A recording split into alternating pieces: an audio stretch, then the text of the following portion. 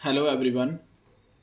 तो आज मैं फिर से आपके सामने क्लास 10th की साइंस के इम्पोर्टेंट टॉपिक में से एक और इम्पोर्टेंट टॉपिक लेकर आया हूँ और इस टॉपिक का नाम है केमिकल रिएक्शंस।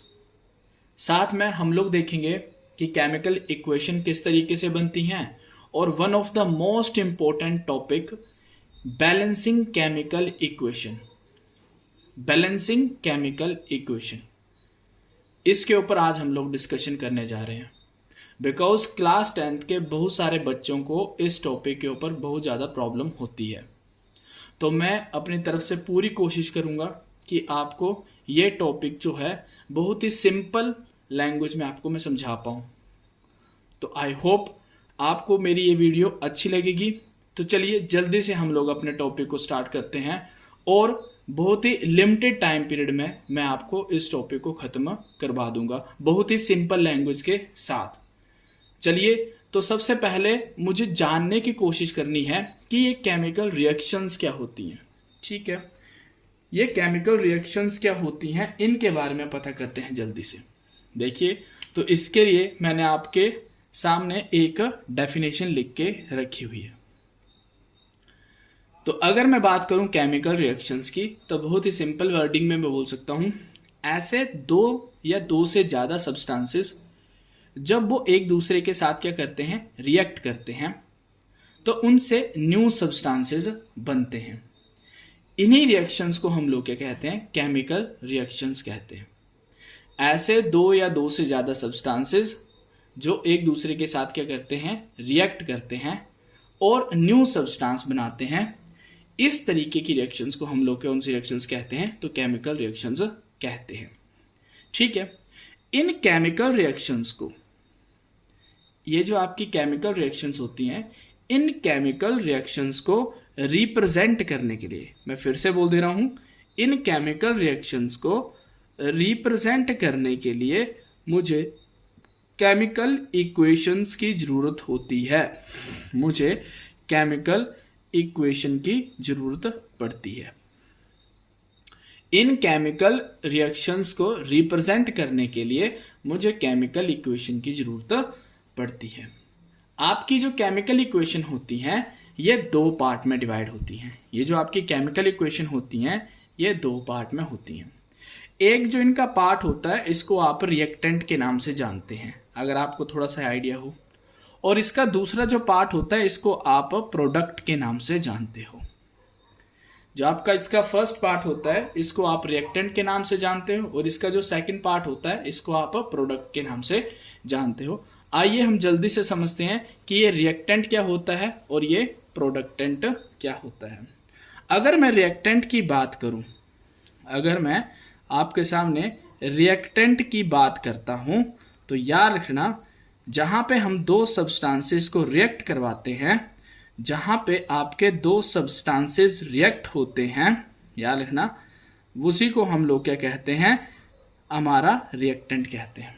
जहाँ पे दो सब्सटेंसेस रिएक्ट करते हैं उसको हम क्या कहते हैं, रिएक्टेंट कहते हैं। तो प्रोडक्ट क्या हो जाएगा आपका, अगर आपसे कोई पूछ ले प्रोडक्ट क्या हो जाएगा आपका, तो याद रखना, जहाँ पे आपका न्यू सब्सटेंस फॉर्म्ड होता है या फिर न्यू सब्सटेंस ऑब्टेन्ड होता है, जहाँ पे आपका एक नया सब्सटेंस क्या करता है, बनता है, उसी को हम लोग क्या कहते हैं, प्रोडक्ट कहते हैं। उसी को हम लोग क्या कहते हैं, प्रोडक्ट कहते हैं। रिएक्टेंट हमेशा आपकी इक्वेशन में लेफ्ट हैंड साइड पे लिखा जाता है और अगर मैं प्रोडक्ट की बात करूं तो ये हमेशा याद रखना आपके राइट हैंड साइड पे लिखा जाएगा। अगर मैं रिएक्टेंट की बात करूंगा तो रिएक्टेंट आपका हमेशा याद रखना कहाँ पे आएगा, तो लेफ्ट हैंड साइड पे आ जाएगा, और अगर मैं प्रोडक्ट की बात करूंगा तो ये हमेशा आपका कहाँ पे आ जाएगा, राइट हैंड साइड में आ जाएगा, इस तरीके से।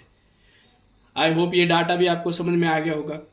अब एक हम एग्जाम्पल से समझने की कोशिश करते हैं कि इन इक्वेशंस को कैसे लिखा जाता है, और सबसे सिंपल और सबसे बेसिक एग्जाम्पल लेने की कोशिश करते हैं, और ये एग्जाम्पल आपका रहेगा वाटर। ये एग्जाम्पल आपका रहेगा वाटर। वाटर का हम लोग एग्जाम्पल लेते हैं जिसका फॉर्मूला होता है H2O। ठीक है, और साथ में हम चेक करेंगे कि ये बैलेंस है या नहीं है इक्वेशन। देखिए जैसे फॉर एग्जांपल मैंने लिखा H2 जो आपकी गैस होती है हाइड्रोजन प्लस O2 ये भी आपकी गैस होती है ऑक्सीजन। जब ये दोनों गैसेस आपस में रिएक्ट करती हैं तो आपको क्या बना के देती हैं, वाटर बना के देती हैं, विच इज H2L। इस तरीके से जब आपकी हाइड्रोजन गैस ऑक्सीजन गैस के साथ क्या करती है, रिएक्ट करती है, तो आपको क्या मिलता है, वाटर मिलता है। तो इस तरीके की इक्वेशन जो आप देख पा रहे हो इन्हीं को क्या कहा जाता है, आप याद रखना केमिकल इक्वेशन कहा जाता है। अब आते हैं हम लोग आपके most important topic which is balancing chemical equation. ये जो कि इक्वेशन लिखी गई है, क्या ये इक्वेशन बैलेंस है और इसको किस तरीके से चेक करना है, और जब अगर बैलेंस नहीं होगी तो इनको बैलेंस कैसे करना है, वो चीज़ हमने समझनी है, याद रखना। ठीक है, सो हम अगर हमारा अगला टॉपिक स्टार्ट हो रहा है which is very much important, balanced chemical equation. तो इसके लिए आपको एक छोटा सा प्रिंसिपल ना दिमाग में रखना पड़ेगा, एक छोटा सा प्रिंसिपल, बैलेंस्ड केमिकल इक्वेशन। और इसके लिए आपको एक छोटा सा प्रिंसिपल अपने ब्रेन में रखना पड़ेगा याद। चलो मैं प्रिंसिपल आपको बड़ी सिंपल लैंग्वेज में बता देता हूं। इस प्रिंसिपल को अगर मैं बोलना चाहूं तो याद लिखना, number of atom in reactant, number of atom in reactant is equal to number of atom in product. बस खत्म। Number of atom in reactant is equal to number of atom in product. जितने भी आपके element जो हैं वो reactant में होंगे उतने ही एलिमेंट आपके प्रोडक्ट में होने चाहिए, तब आप उस इक्वेशन को बैलेंस्ड केमिकल इक्वेशन घोषित कर सकते हैं, बोल सकते हैं। ठीक है, याद रखना इस चीज को। और इस लॉ को क्या बोलते हैं हम लोग, याद रखना, इसको कहा जाता है कंजर्वेशन ऑफ मास। इसको याद रखना क्या कहा जाता है, इसकी कैटेगरी को क्या लिख सकते हैं हम लोग, तो याद रखना conservation of mass, conservation of mass. तो आपका जो केमिकल इक्वेशन काम करती हैं तो वो किसके ऊपर काम करती हैं, तो कंजर्वेशन ऑफ मास के ऊपर काम करती हैं। ठीक है, एक बार फिर से, बैलेंस्ड केमिकल इक्वेशन में हमको क्या चेक करना होता है कि रिएक्टेंट में जितने आपके एटम्स हैं उतने ही एटम्स आपके कहाँ पे होने चाहिए, प्रोडक्ट के ऊपर होने चाहिए। अगर ये दोनों इक्वल होते हैं तो आप उन इक्वेशन को क्या कहेंगे, बैलेंस्ड केमिकल इक्वेशन कहेंगे। चलिए तो जरा मैं इसके ऊपर आऊं, जरा फिर से रिपीट करते हैं। अब क्या ये बैलेंस्ड है और नहीं है तो इसको कैसे बैलेंस्ड करेंगे, तो इसके लिए मैं क्या करूंगा, हल्का सा इसको, ये जो डेफिनेशन है इसको मैं रफ कर रहा हूं ताकि आपको एक बार मैं फिर से यहां पे एक्सप्लेन कर सकूं। चलिए देखिए, तो सबसे पहले मुझे दो कॉलम बनाने पड़ेंगे। एक तो लिखना पड़ेगा मुझे लेफ्ट हैंड साइड और दूसरा लिखना पड़ेगा मुझे राइट हैंड साइड। एक तो मुझे लिखना पड़ेगा लेफ्ट हैंड साइड और दूसरा मुझे लिखना पड़ेगा राइट हैंड साइड। आपके लेफ्ट हैंड साइड में जितने भी एलिमेंट हैं इन सभी एलिमेंट्स को आप नीचे लाइन से बना सकते हैं, लिख सकते हैं। देखिए जैसे फॉर एग्जांपल यहाँ पे आपके पास क्या क्या मिल रहा है, हाइड्रोजन मिल रहा है और दूसरा आपके पास क्या मिल रहा है, ऑक्सीजन मिल रहा है। देखिए आपको जो है लेफ्ट हैंड साइड में हाइड्रोजन कितनी क्वांटिटी है आपके, तो याद रखना ये आपकी हाइड्रोजन की 2 क्वांटिटी है। ऑक्सीजन की बात करूंगा तो ऑक्सीजन की भी कितनी क्वांटिटी है, 2 क्वांटिटी है। अब ठीक आप राइट हैंड साइड में आ जाइए, यहाँ पे आपके पास हाइड्रोजन की क्वांटिटी कितनी है, तो 2 है। लेकिन जब मैं ऑक्सीजन की बात करूंगा तो ऑक्सीजन की क्वांटिटी कितनी है आपके पास, तो याद रखना 1 ही है। तो ये जो इक्वेशन लिखी हुई है वाटर की, ये बैलेंस्ड नहीं है। This is not a balanced chemical equation. Simple है, इसको हमें बैलेंस्ड करना पड़ेगा। इन एलिमेंट्स की वैल्यूज को हमें सेम करना पड़ेगा, याद रखना इस चीज को। हाइड्रोजन तो सेम है लेकिन ऑक्सीजन में अगर मैं लेफ्ट हैंड साइड में देखूं तो 2 हैं और अगर मैं राइट हैंड साइड में देखूं तो 1 है। तो कोई बात नहीं, इसे 2 बनाने के लिए कितने से मल्टीप्लाई करना पड़ेगा, बड़ी सिंपल सी बात है भैया। इसको हम लोग कितने से मल्टीप्लाई कर देंगे, 2 से मल्टीप्लाई कर देंगे। तो ये कितना आ जाएगा आपका, ये आ जाएगा 2। उसी तरीके से मैं क्या करूंगा, इस इक्वेशन को, ये जो ऊपर वाली आपकी साइड है, इसको भी मैं किससे मल्टीप्लाई कर दूंगा, 2 से मल्टीप्लाई कर दूंगा। ठीक है, तो यहां पे कितना आ गया आपका, 2 आ गया। लेकिन यहां पे एक गड़बड़ हो गई। गड़बड़ क्या हो गई, जब मैंने ऑक्सीजन को 2 बनाने के लिए 2 से मल्टीप्लाई किया, उसी टाइम पे आपके हाइड्रोजन कितने हो गए, देखो तो 2 2 जा 4, आपके हाइड्रोजन कितने हो गए 2 2 जा 4। तो यहाँ पे आपके हाइड्रोजन कितने आ गए, तो ये मेरे को मेंशन करना पड़ेगा 2 × 2 इज इक्वल टू 4। तो ऑक्सीजन को सेम करने के चक्कर में आपका हाइड्रोजन डिसबैलेंस हो गया। कोई बात नहीं, कोई बात नहीं। अगर राइट हैंड साइड में आपका हाइड्रोजन जो है 4 है तो कोई बात नहीं, लेफ्ट हैंड साइड में भी इसको 4 बना देते हैं। तो इसको मैं कितने से मल्टीप्लाई कर दूंगा 2 से, तो 2 × 2 कितना हो जाएगा 4। तो आपका जो नई इक्वेशन बनेगी, यहाँ पे इसको मुझे फिर से 2 है ना, तो यहाँ पे नई इक्वेशन क्या बन जाएगी, यहाँ पे मुझे 2 ऐड करना पड़ेगा। तो जो आपकी फाइनल बैलेंस्ड केमिकल इक्वेशन बन रही है वो कितनी बन रही है, सो 2H2 plus O2 give rise to 2H2O। This is your balanced chemical equation. इस तरीके से आप अपनी इक्वेशन को क्या कर सकते हैं, बैलेंस्ड कर सकते हैं। सो this is your balanced chemical equation. चलिए कोई बात नहीं, आपके लिए एक और छोटा सा सिंपल सा एग्जांपल, ताकि आप इस पूरे कॉन्सेप्ट को अंडरस्टैंड कर पाए। ये तो अभी जस्ट स्टार्ट हुई है, हम और 3-4 कॉन्सेप्ट है ना, और 3-4 इक्वेशन को लेंगे और उनको डील करने की कोशिश करेंगे। चलिए कोई बात नहीं, एक और इक्वेशन जो मेरे को याद आ रही है, मैग्नीशियम की लिखते हैं। चलो मैग्नीशियम की लिखते हैं, तो Mg plus O2 give rise to, तो कितना हो जाएगा यहाँ पे आपका MgO। ये आ गई आपके पास एक और chemical equation. This is second one. चलो अब मुझे क्या करना है, इसको चेक करना है कि क्या ये बैलेंस्ड है कि नहीं है। तो फिर से हम झटके से क्या करेंगे, बॉक्स बना लेंगे। This one is your left hand side and this one is your right hand side. और एलिमेंट लिखो, सबसे पहले आ जाएगा आपका मैग्नीशियम और उसके बाद आ जाएगा ऑक्सीजन। मैग्नीशियम कितना दिख रहा है यहाँ पे 1, ऑक्सीजन की बात करूंगा कितना दिख रहे हैं 2। राइट हैंड साइड में मैग्नीशियम लिखो कितना आ रहा है 1 आ रहा है। अगर मैं ऑक्सीजन की बात करूंगा तो कितना आ जाएगा, अरे यहाँ पे ऑक्सीजन कितना है आपका 1 है, यहाँ पे ऑक्सीजन कितना है 1 है। तो मैग्नीशियम तो ठीक है, मैग्नीशियम तो ठीक है, दोनों साइड इक्वल है, बट ऑक्सीजन ने फिर से गड़बड़ कर दी। कोई बात नहीं, ऑक्सीजन को कितना बनाना है 2 बनाना है, तो 2 से मल्टीप्लाई कर दो। तो यहाँ पे ऑक्सीजन आपका कितना आ गया 2। जो चेंज आप लेकर आए वो चेंज आप यहाँ पे मेंशन करोगे 2। लेकिन फिर से वही चक्कर पड़ गया, ये जो 2 आगे लिखा गया ये 2 मैग्नीशियम का भी होगा ऑक्सीजन का भी होगा। तो यहाँ पे मैग्नीशियम फिर से कितना हो गया 2 हो गया। तो यहाँ पे मैग्नीशियम की क्वांटिटी कितनी हो गई 2। कोई बात नहीं, इधर भी 2 कर देते हैं, तो कितने से मल्टीप्लाई 2 से मल्टीप्लाई। तो जो आपने चेंज यहाँ पे लाया वही चेंज आप यहाँ पे मेंशन करोगे।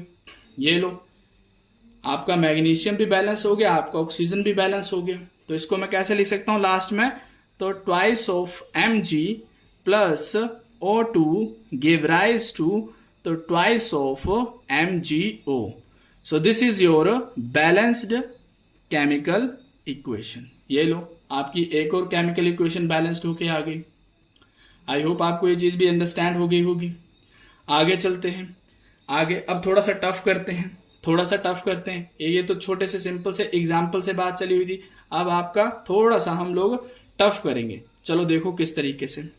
अगली जो मैं आपके पास इक्वेशन लेने जा रहा हूं, this is your equation number 3। This is your equation number 3। चलो इस इक्वेशन के बारे में बात करते हैं। तो आपका मैं क्या करूंगा, आयरन का रिएक्शन करवाते हैं। चलो दिस इज इक्वेशन नंबर 3। तो यहाँ पे मैंने क्या कर दिया, आयरन का एलिमेंट ले लिया प्लस इसका रिएक्शन करवा दिया वाटर के साथ H2O। और इसका रिएक्शन करवाने के बाद क्या मिला मुझे, तो Fe3O4 प्लस यहाँ पे आपके पास क्या आ जाएगा H2, Fe3O4 प्लस H2। तो यहाँ पे हम लोग H2 लिख देंगे इस तरीके से। अब हमने क्या करना है, इसको चेक करना है कि क्या ये बैलेंस है या नहीं है। इसको हमने क्या करना है, चेक करना है कि क्या ये इक्वेशन बैलेंस है नहीं है। चलो देखो जल्दी से, तो फिर इसकी बैलेंसिंग चेक करते हैं। सबसे पहले आप क्या करोगे, यहाँ पे लेफ्ट हैंड साइड मेंशन करोगे। उसके बाद यहाँ पे आप क्या करोगे, राइट हैंड साइड मेंशन करोगे। देन आफ्टरवर्ड क्या करो, एलिमेंट्स लिख लो। तो कौन कौन से एलिमेंट, आयरन का एलिमेंट है आपके पास, दूसरा एलिमेंट कौन सा है, हाइड्रोजन है, और तीसरा एलिमेंट कौन सा है, ऑक्सीजन है। इस तरीके से। अच्छा उसी तरीके से राइट हैंड साइड में देख लो, आपके पास आयरन है, उसके बाद आपके पास हाइड्रोजन है, एंड देन आफ्टरवर्ड आपके पास क्या है, ऑक्सीजन है। अगर मैं लेफ्ट हैंड साइड में बोलूं तो आपके पास आयरन एक ही है, हाइड्रोजन की बात करूंगा आपके पास 2 हैं, ऑक्सीजन की बात करूंगा आपके पास 1 है। अगर यहाँ पे मैं बात करूं तो यहाँ पे आयरन कितने आपके पास 3 हैं, हाइड्रोजन कितने आपके पास 2 हैं, और अगर मैं ऑक्सीजन की बात करूं यहाँ पे कितने हैं, 4 हैं। तो यहाँ पे हाइड्रोजन को छोड़ के बाकी दोनों क्या हैं, डिसबैलेंस्ड हैं। आयरन भी आपका डिसबैलेंस्ड है और ऑक्सीजन भी आपका डिसबैलेंस्ड है। तो सबसे पहले मैं क्या काम करता हूं, आपके आयरन को बैलेंस करने की कोशिश करता हूं। ये जो आपका आयरन है इसको बैलेंस करने की कोशिश करता हूं। यहाँ पे 3 है तो इसको भी 3 बनाने की कोशिश करता हूँ, यहाँ पे मल्टीप्लाई कर देता हूँ 3 के साथ। तो जो चेंज आपने लेकर आए वो चेंज आपने यहाँ पे भी मेंशन करना, तो यहाँ पे भी मैंने 3 लिख दिया, कोई बात नहीं। तो इससे हुआ क्या, आपका आयरन जो है वो बैलेंस हो गया। बहुत ही बढ़िया बात। आगे चलते हैं हम लोग। अब अगला हम देखते हैं किस चीज के ऊपर, तो ऑक्सीजन के ऊपर आते हैं। अब ऑक्सीजन को बैलेंस करने के लिए बड़ी सिंपल सी बात है, इसको कितने से मल्टीप्लाई करना पड़ेगा, 4 से मल्टीप्लाई करना पड़ेगा। तो कितना बन जाएगा, 4 बन जाएगा। तो इसको मैं क्या करता हूं, यहाँ पे मुझे 4 जो चेंज किया मैंने मेंशन करना है। लेकिन देखो ये 4 जो है वो हाइड्रोजन का भी बन जाएगा, तो यहाँ पे हाइड्रोजन से भी मुझे 4 का मल्टीप्लाई करना पड़ेगा। तो 4 2 जे कितने हो जाते हैं, 8। यहाँ पे देखो हाइड्रोजन के 2 मॉलिक्यूल और 4 और हो गए, तो 4 2 जे कितना हो जाते हैं, 8। याद रखना बच्चों, यहाँ पे प्लस नहीं करना होता है, मल्टीप्लाई करना होता है। मल्टीप्लाई से मेंशन करना होता है। कई जो होते हैं यहाँ पे प्लस करने लगे होते हैं, तो इस चीज का ध्यान रखना। तो कोई बात नहीं, यहाँ पे भी मुझे हाइड्रोजन को मेंशन करना पड़ेगा, यहाँ पे भी मुझे हाइड्रोजन को मेंशन करना पड़ेगा। कितना बनाना पड़ेगा, 8। तो कितने से मल्टीप्लाई करना पड़ेगा, तो यहाँ पे मल्टीप्लाई मैं कितने से कर दूंगा, 4 से। तो यहाँ पे आपका कितना बन गया, ये आपका 8 बन गया। लो, हो गया बैलेंस। तो यहाँ पे भी मुझे इस चेंज को मेंशन करना पड़ेगा, यहाँ पे 4H2 इस तरीके से। अगर मैं अब इस इक्वेशन को, बैलेंस केमिकल इक्वेशन को लिखने की कोशिश करूंगा तो किस तरीके से लिख सकता हूं, तो देखिए, तो यहां पे हो जाएगा thrice of Fe plus 4H2O give rise to Fe3O4 plus 4H2। So this is your balanced chemical equation. बहुत ही सिंपल लैंग्वेज में, this is your balanced chemical equation. This one is your balanced chemical equation. चलिए कोई नहीं, अब आपके लिए थोड़ी सी और टफ करते हैं। अभी आपके लिए थोड़ी सी और टफ करते हैं। एंड ये आपकी आ रही है 4th केमिकल इक्वेशन। ये आपकी आ रही है 4th केमिकल इक्वेशन। देखिए 4th वन थोड़ा ध्यान से बन जाएगी आपको, ठीक है। ये क्या है, HNO3 और इसका रिएक्शन मैं करवा दूंगा किसके साथ, तो Ca ब्रैकेट के अंदर है आपका OH2, CaOH2, इसके साथ मैंने आपका क्या करवा दिया, रिएक्शन करवा दिया। तो रिएक्शन के बाद मुझे क्या मिल रहा है यहाँ पे, तो याद रखना Ca ब्रैकेट के अंदर आपका क्या हो जाएगा, NO3 and twice 2 plus last में आपका H2O। अब आपसे क्वेश्चन ये है कि चेक करके बताइए क्या ये इक्वेशन बैलेंस्ड है कि नहीं है। तो हमारा कॉन्सेप्ट जो है तो वो तो वैसे का वैसा रहेगा, हमें अपना कॉन्सेप्ट लगाना है। तो जल्दी से सबसे पहले मैं क्या करूँगा, यहाँ पे लेफ्ट हैंड साइड बना लूँगा और यहाँ पे क्या कर लूँगा, तो राइट हैंड साइड बना लूँगा। अब क्या करेंगे, एलिमेंट लिखेंगे जल्दी से, है ना। अब मेरे को लग रहा है 2-3 इक्वेशन में आपको सब कुछ चीज समझ में आ गई होगी। अब थोड़ा सा फास्ट करेंगे, ठीक है, देखते हैं कौन कितने जल्दी कैच करता है। चलो, तो सबसे पहले मैं क्या करूंगा, लेफ्ट हैंड साइड में मैं क्या कर लूंगा, हाइड्रोजन को मेंशन कर दूंगा। उसके बाद आपका कौन सा दिख रहा है आपको, नाइट्रोजन को मेंशन कर दूंगा। आपको कैल्शियम भी दिख रहा होगा और साथ में आपको ऑक्सीजन भी दिख रहा होगा। तो ये कुछ 4 एलिमेंट आपके हैं। राइट हैंड साइड में भी हाइड्रोजन को मेंशन कर देते हैं यहाँ पे, उसके बाद नाइट्रोजन को मेंशन कर देते हैं, साथ में कैल्शियम को मेंशन कर देते हैं, साथ में ऑक्सीजन को मेंशन कर देते हैं, ठीक है। चलिए जरा देखते हैं इनमें कैसे क्या बात चली हुई है। अगर मैं बात करता हूं आपके हाइड्रोजन की, तो यहाँ पे आपके कितने हाइड्रोजन है, थोड़ा ध्यान से देखना। देखिए यहाँ पे जो कंपाउंड है ना, ये पूरा क्या बोलते हैं आपका हाइड्रोक्साइड है, ब्रैकेट के अंदर लगा हुआ है। तो यहाँ पे जो बाहर 2 है, मतलब यहाँ पे हाइड्रोजन कितने हैं, 2 हैं, और ऑक्सीजन भी कितने हैं, 2 हैं। तो हाइड्रोजन 2 ये हो गए प्लस 1 हाइड्रोजन आपका ये हो गया। तो 2 + 1 कितना हो जाएगा, आपके हाइड्रोजन कितने हैं, 3 हैं। नाइट्रोजन की बात करूंगा 1 है, कैल्शियम की बात करूंगा 1 है, और थोड़ा सा कॉन्सेप्ट हम ऑक्सीजन के ऊपर भी समझेंगे ध्यान से। तो ऑक्सीजन यहाँ पे कितने हो गए, 2, और ऑक्सीजन यहाँ पे कितने हो गए, 3। तो 3 + 2 कितने हो जाएंगे, 5 ऑक्सीजन आपके यहाँ पे बन गए। तो इस तरीके से हम यह मेंशन कर देंगे। तो लेफ्ट हैंड साइड में जो आपकी क्वांटिटी बन रही है, हाइड्रोजन 3, नाइट्रोजन 1, कैल्शियम 1, ऑक्सीजन 5। चलो थोड़ा सा राइट हैंड साइड के ऊपर भी बात करते हैं, थोड़ा सा देखते हैं क्या बात हो रही है। तो अगर मैं यहाँ पे बात करूंगा तो यहाँ पे आपके हाइड्रोजन कितने बन रहे हैं, तो आई थिंक यहाँ पे आपके हाइड्रोजन 2 ही बन पा रहे हैं। अगर मैं नाइट्रोजन की बात करूंगा तो फिर से ये आपका क्या है, एक ब्रैकेट के अंदर मेंशन करके रखा हुआ है। तो ये देखिए, ये जो 2 है ये आपका ऑक्सीजन का भी होगा, तो ऑक्सीजन कितने हो जाएंगे, 3 × 2 = 6, और साथ में नाइट्रोजन के भी हो जाएंगे 2। तो यहाँ पे आपका नाइट्रोजन भी कितना आ गया, 2 आ गया। कैल्शियम तो आपका 1 ही है, और साथ में अगर मैं ऑक्सीजन की बात करूंगा तो देखिए ऑक्सीजन कितना हो जाएगा, 3 × 2 = 6 + 1 एक ऑक्सीजन ये है, तो 6 + 1 कितने हो जाएंगे आपके, 7। इस तरीके से ये बात होगी आपकी। तो यहां पे कैल्शियम को छोड़कर बाकी सारे जो हैं, कैल्शियम को छोड़कर बाकी सारे जो हैं वो क्या हैं, डिसबैलेंस्ड हैं, अनबैलेंस्ड हैं। कोई बात नहीं, कोई बात नहीं, हम बैलेंस करेंगे इनको। सबसे पहले बताऊं मैं किसको टारगेट करता हूं, आपके नाइट्रोजन को टारगेट करता हूं। देखो यहाँ पे नाइट्रोजन कितने, 2, यहाँ पे नाइट्रोजन कितना, 1, 2 करने के लिए कितने से मल्टीप्लाई, 2 से मल्टीप्लाई, तो ये कितना हो जाएगा, 2। तो ऊपर यहाँ पे जो देख पा रहे हो, यहाँ पे भी जो चेंज आएगा, यहाँ पे मैं 2 मेंशन कर दूंगा, कर दिया मैंने मेंशन, ठीक है। यहाँ पे भी मैंने 2 मेंशन कर दिया। आगे चलते हैं, लेकिन एक चीज समझो, जब मैं यहां पे नाइट्रोजन को बैलेंस करने जाऊंगा तो ये 2 आपके हाइड्रोजन के भी हो जाएंगे और साथ में ऑक्सीजन के भी हो जाएंगे, तो इनमें भी चेंज आएगा। जैसे फॉर एग्जांपल पहले आपके हाइड्रोजन के मॉलिक्यूल कितने बन रहे थे, 3 बन रहे थे ना, अब चेंज हो गए होंगे। देखो कैसे, हाइड्रोजन यहां पे 2 है और 2 हाइड्रोजन यहां पे बन गए, तो अब आपके टोटल हाइड्रोजन कितने हो गए, 4 हो गए। तो 3 से बढ़ के कितने हो गए, 4। आगे चलते हैं, ऑक्सीजन में देखते हैं। पहले आपके यहाँ पे ऑक्सीजन कितने थे, 2 थे, और यहाँ पे ऑक्सीजन कितने थे, 3 थे। तो 3 + 2 कितने हो गए थे, 5 हो गए थे। लेकिन अब देखो थोड़ा सा, यहाँ पे ऑक्सीजन कितने, 3 और 2 ये, तो 3 × 2 = कितने हो जाएंगे, 6 + 2 ऑक्सीजन यहाँ पे, तो 6 + 2 कितना हो जाएगा, 8। तो अब 5 से चेंज होके आपके ऑक्सीजन कितने हो गए, 8। मैं एक बार फिर से रिपीट करूंगा, ध्यान से समझो। ये गलती मत कर देना आप लोग, यहां पे ऑक्सीजन का 3 + 2 कर देना है, नहीं ऐसा नहीं होता, ये मल्टीप्लाई में होंगे, ये मल्टीप्लाई में होंगे।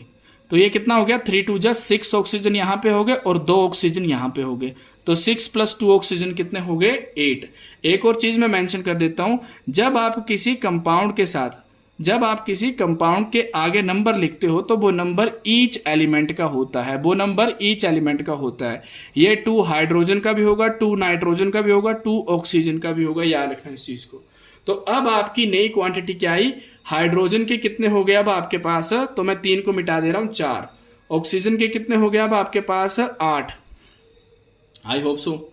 अब कैल्शियम तो बैलेंस हो गया, नाइट्रोजन बैलेंस हो गया। चलिए जल्दी से हम लोग किसको, हाइड्रोजन को भी बैलेंस कर लेते हैं। यहां पे कितने की कमी हो रही है, 4, तो यहां पे 2 से मल्टीप्लाई कर देते हैं, यहां पे कितना आ जाएगा, 4।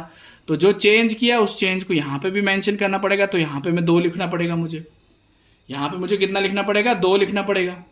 हो गए 4। चलो देखो एक हल्का सा चेंज होगा अगर यहां पे मैं 2 लिखूंगा तो, क्यों, क्योंकि यहां पे ऑक्सीजन भी कितने हो गए, अब 2 हो गए। तो क्या यहां से मेरा ऑक्सीजन बैलेंस हो गया, क्या यहां से मेरा ऑक्सीजन बैलेंस हो गया, चलो चेक कर लेते हैं। यहां पे आपके ऑक्सीजन कितने थे, 3 × 2 = 6, और यहां पे आपके ऑक्सीजन अब कितने हो गए, तो 2, तो 6 + 2 कितना हो जाएगा आपका, 8। तो अब ये आपका 7 से चेंज होकर कितना हो गया, 8। तो अब मैं इसको कैसे लिख सकता हूं, तो यहां पे मैं इसको लिख सकता हूं 8। सो this is your balanced chemical equation. तो अब आपकी जो नई बैलेंस्ड केमिकल इक्वेशन बनी तो वो इस तरीके से बनी है। आई होप ये समझ में आई होगी। तो जल्दी से हम लोग इसको लिख लेते हैं लास्ट में कि ये इक्वेशन क्या बनी। तो इसको मैं लिखूंगा यहाँ पे मेंशन करके, तो 2HNO3 प्लस Ca ब्रैकेट के अंदर OH2 give rise to Ca bracket के अंदर NO3 bracket close twice plus साथ में कितना हो जाएगा, तो twice of H2O. So this is your balanced chemical equation. Simple. तो आई होप आपको ये चीज भी समझ में आ गई होगी. और चलिए, अगर आपको ये चारों इक्वेशन समझ में आ गई और इस टॉपिक के बारे में थोड़ी सी क्लैरिटी हो गई है, तो एक छोटी सी इक्वेशन मैं आपको दे रहा हूं. जिस किसी बच्चे को समझ में आई होगी, इस इक्वेशन को कमेंट बॉक्स में जरूर सोल्व करके मुझे बताएं, मैं चेक जरूर करूंगा. ठीक है, ये लीजिए आपके लिए होमवर्क एक छोटा सा. ठीक है, आपके पास इक्वेशन क्या देख रखी हुई है मैंने, NaOH plus H2SO4 give rise to Na2SO4 plus H2O. तो ये आपको चेक करनी है, ये इक्वेशन आपको चेक करनी है कि क्या ये इक्वेशन बैलेंस है कि नहीं है. एक बार मैं फिर से रिपीट कर दे रहा हूं, NaOH plus H2SO4 give rise to Na2SO4 plus H2O. Check this chemical equation whether it is balanced or not.